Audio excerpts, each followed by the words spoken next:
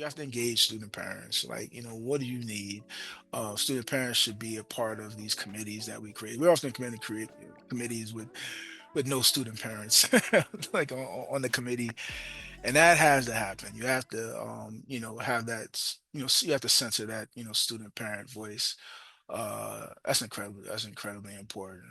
Again, and then I speak to Aspen, saying they do an amazing job bringing student parents um to the table and have these conversations. Like, how was it for you? Like, and we have these conversations, and what you find is that, many of them are like going through similar things, and you're like, oh man, like there's always like a point where they all discuss like, oh man, I was gonna drop out.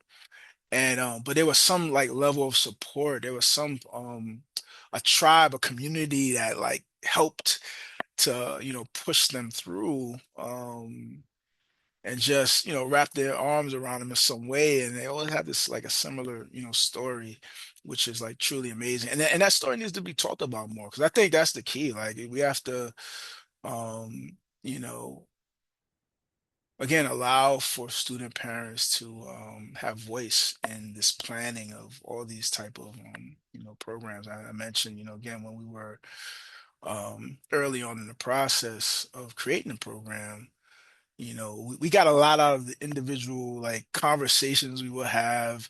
And it was like little, it was a few surveys at the time, but it was more about like conversations and communication. Where we were like, you know, uh, what did you think about that workshop? And trash.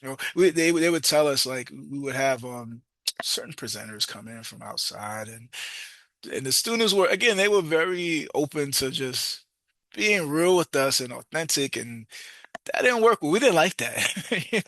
We didn't like that guy, or and it gave us a better understanding of um, you know who would be the messenger to, that could deliver these messages that, we thought were important messages, but, perhaps, the person delivering wasn't the right person.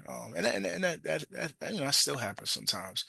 Um, but again, it's like you have to really listen to, what student parents are going through, and what they feel is the needs for them,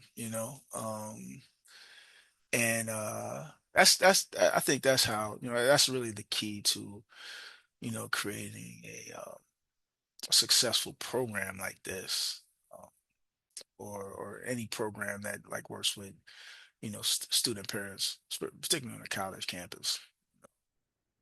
The needs are different in some cases, and there's some that are very similar to, um, something like, I mean, as a working person with a kid, I know that it's challenging at times to like uh do the homework and then prepare for something the next day. So as a student parent, like, I'm sure, there's a lot of things that are involved in that. It's a lot of lack of sleep, but this is what you hear from student parents. They're like, man, I didn't sleep all day. There's some we have some student parents who are single parents as well. Like, that is a whole another set of challenges. There's some student parents that don't have the family support that that's that you would like to have, as a parent. So yeah, I think you hear all type of different things that they're similar, and some things you're like, wow, I didn't even think about that, because I don't know exactly what, you're going through specifically, so yeah, it's very important to get students, and both mothers and fathers, I think, is really important, and caregivers as well, because there's grandparents. You see there's a big group of, grandparents that are involved in a lot of these families, central parts of these families as well. So getting family involved in these conversations is huge.